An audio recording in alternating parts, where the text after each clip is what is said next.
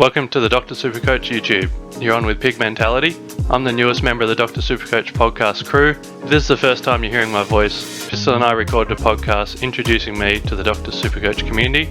You can find that podcast and any other content by signing up to the Dr. Supercoach Patreon. In the meantime, feel free to follow me on Twitter at pig_DRSC if you like this video. Now, onto the content.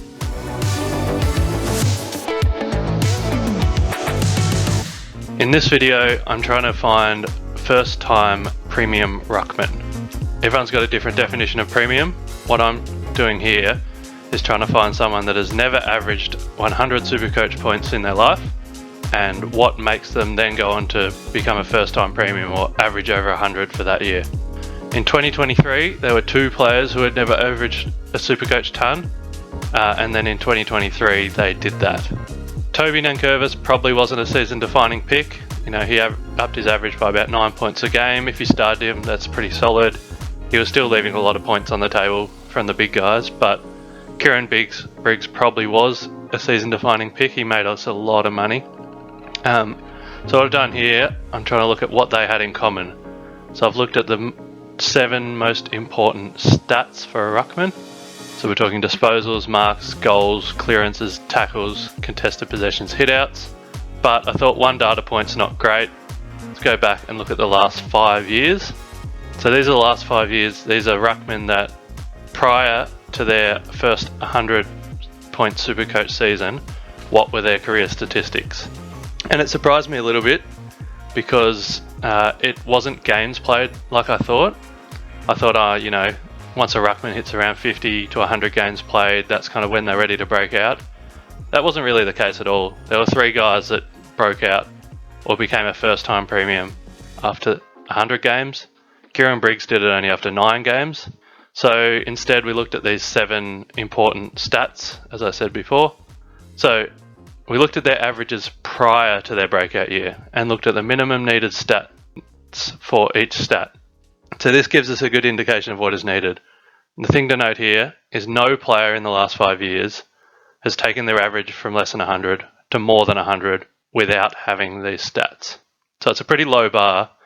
If we look at Kieran Briggs in his 9 games playing behind Flynn and Bruce, he could still average 9.5 disposals.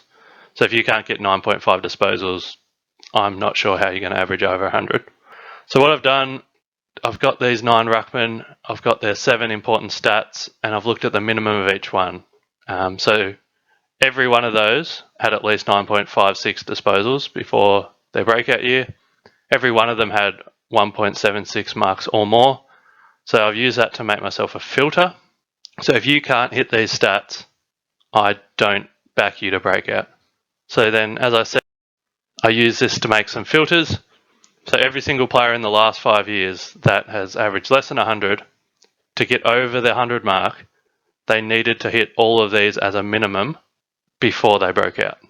There's a bonus filter if you average between 85 and 100 the previous year. I think there's a fair chance, a better chance for you to go over that 100 than if you were, say, a Kieran Briggs and averaged in the 50s, but you just happen to get the role change. It can happen, but this bonus filter helps a little bit. Another little caveat, some more stats I want to send you, and this isn't a requirement for scoring 100. This is the absolute premium top tier Ruckman. I'm talking English, Gorn, those types of guys. This is what you need to average 115 plus in Supercoach. So you want about 75% of your team's ruck contests. So you want to be the main Ruckman attending 75% of your team's contests. You also want a time on ground 80% or above. So most of the uber premium Ruckmans have high time on ground and high ruck contest percentage. So Rowan Marshall last year, 75% ruck contests and 84% time on ground. Tim English last year, 77% ruck contest, 86% time on ground. Brodie Grundy in 2021 when he was last solo ruck, 77% ruck contests, 81% time on ground. Then we go to Max Gorn 2019, 76% ruck contests and 86% time on ground. So I'm just putting that 75 and that 80% out into your mind, not that we expect these first time 100 players to get there, but just as kind of a bit of a background. If they get anywhere close, that's looking great. you'll see I'll talk about even getting 60% of your team's ruck contest is such a bump over 40 or 50. So they are the absolute uber premium numbers. So now I've looked at, there's two popular ruckmen that have been spoken about as being picked that failed the filter. Failing the filter doesn't necessarily mean you're a bad pick. It just means I think you're going to struggle to average 100, which you can then make up your mind about whether that's a bad pick or not. So Van Soldo, likely to be the number one ruck at Port Adelaide. Jordan Sweet will be there as well, but from what we're all hearing, Soldo will be the main man. He's okay in marks, goals, clearances, tackles, contested possessions and hitouts. He clears those filters, reasonably okay. But for his career to date, he's only averaged 8.1 disposals. And that's a fair bit off the very low bar of 9.5. So Soldo, he might be the number one ruck. He's played 57 games. He had an 87 average in SuperCoach last year.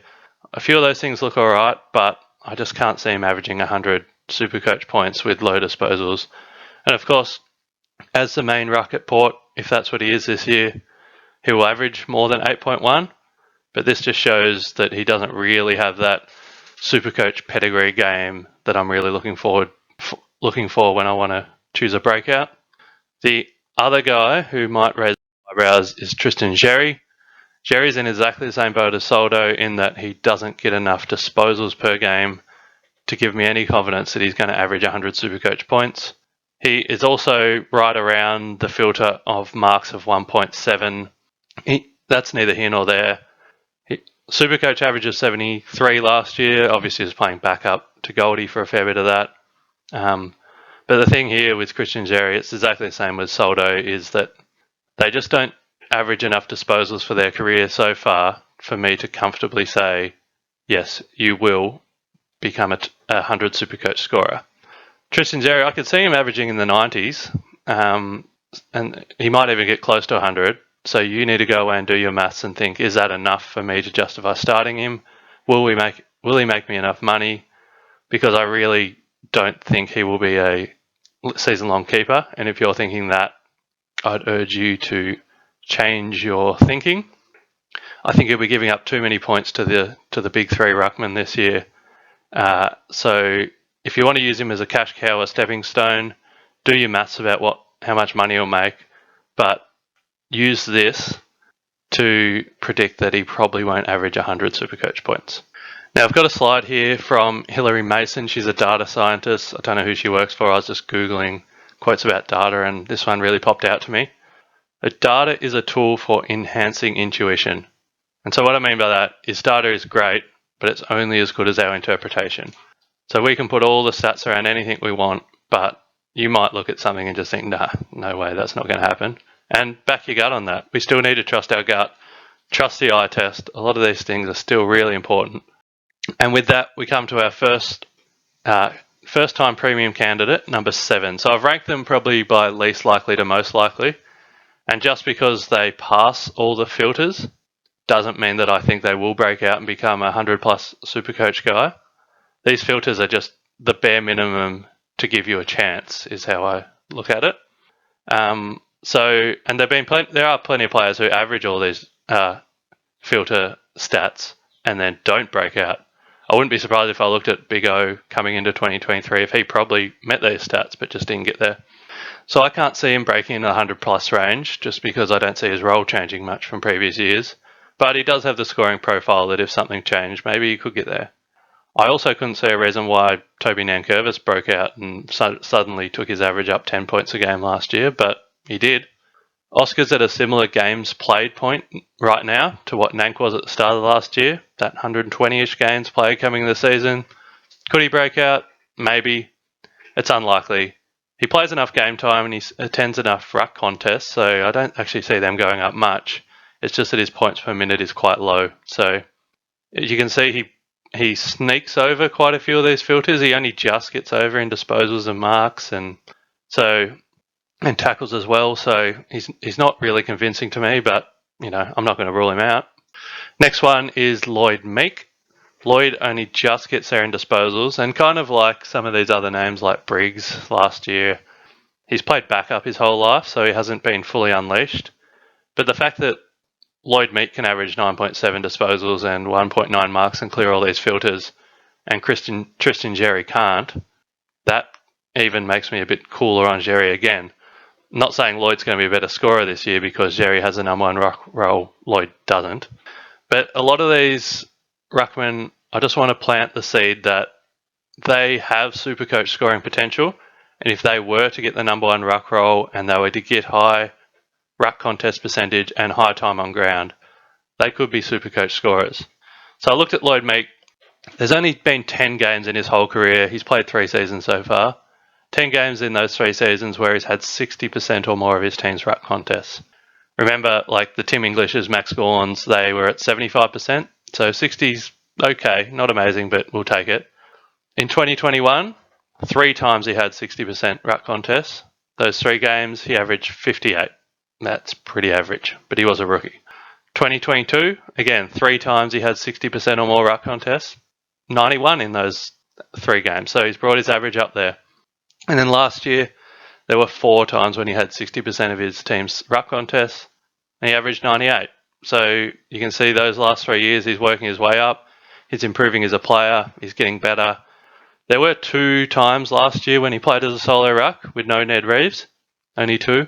He had scores of 104 and 112. So this guy does have SuperCoach scoring potential.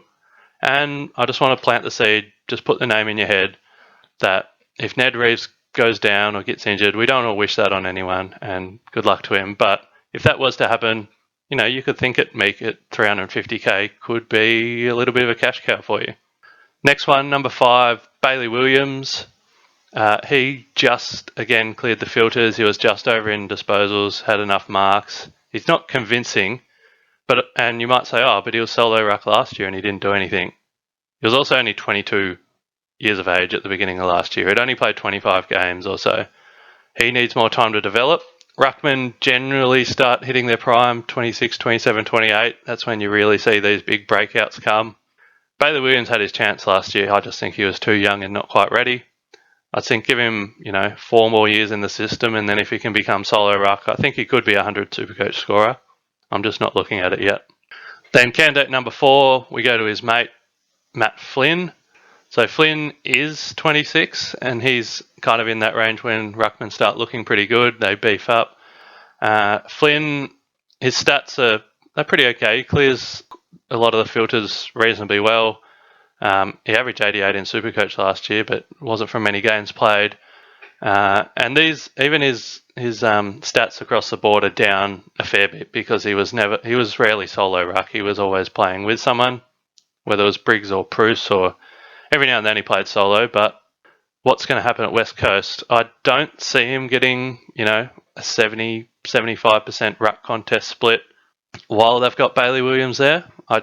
I see them sharing a bit. They want to play Bailey Williams forward, so Matt Flynn will get more than 50%, but is it enough to push him up to 100?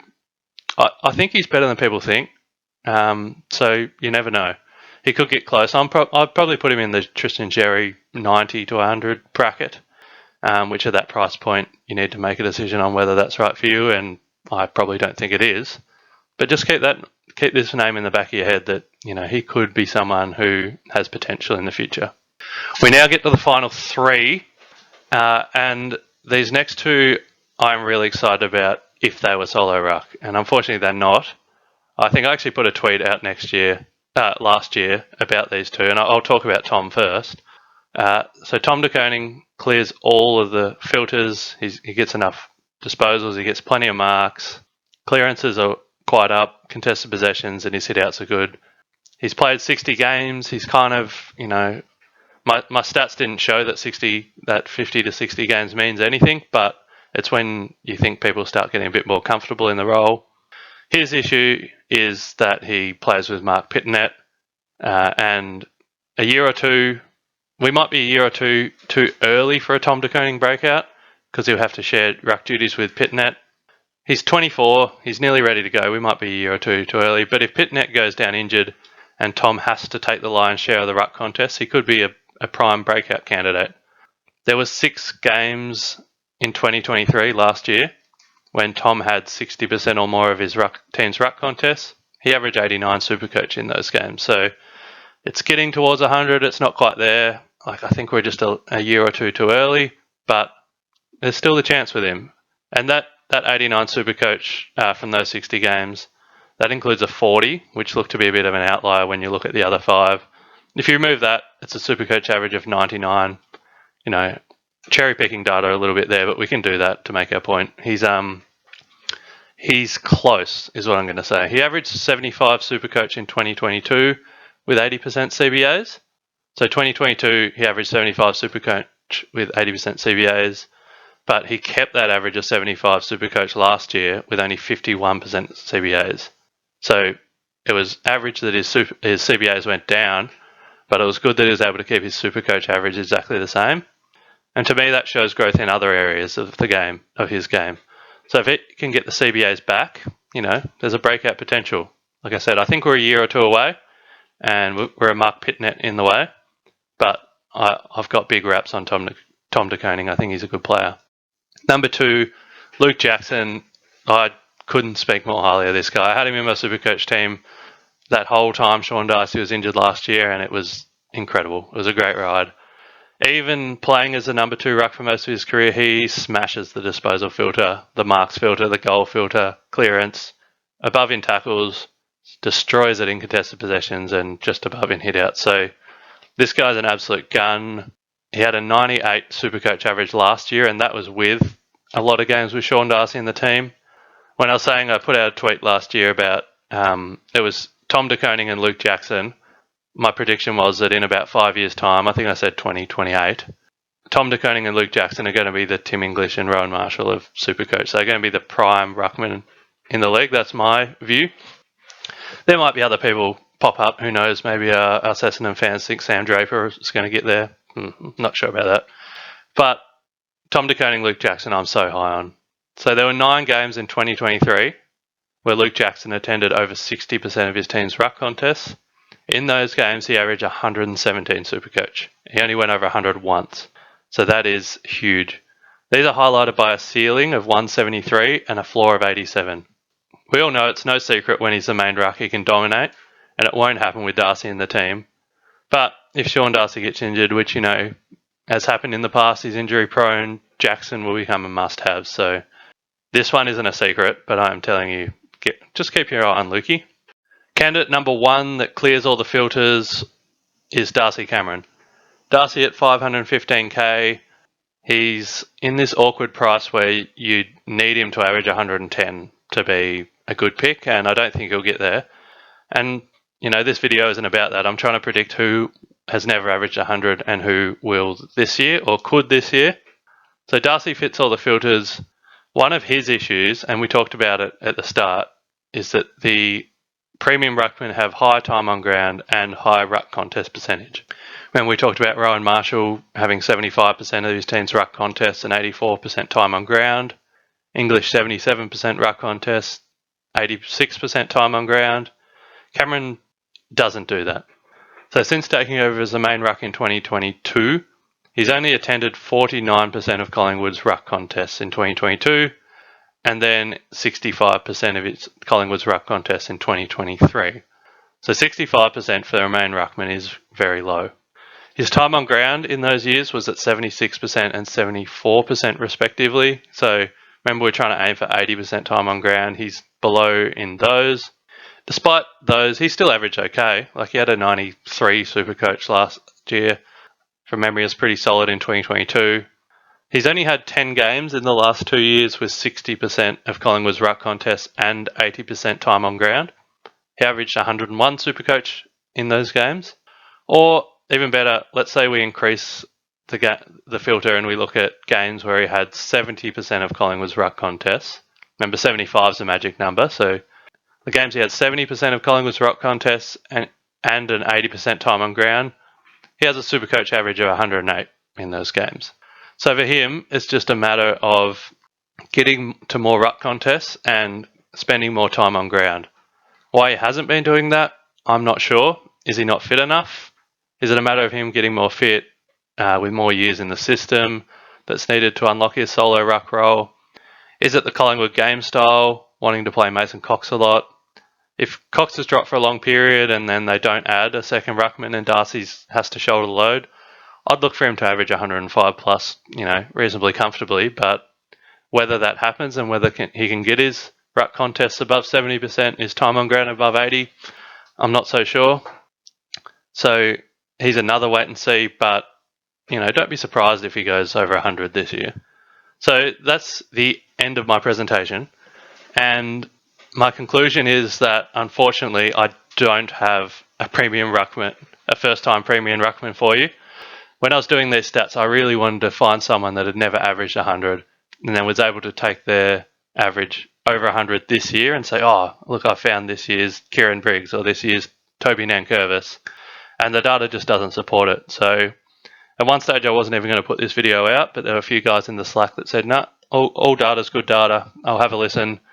And I think we can use it still to highlight some names that potentially weren't on your radar, that if they got that role change or if someone got injured or if they became the main man, they could do some damage.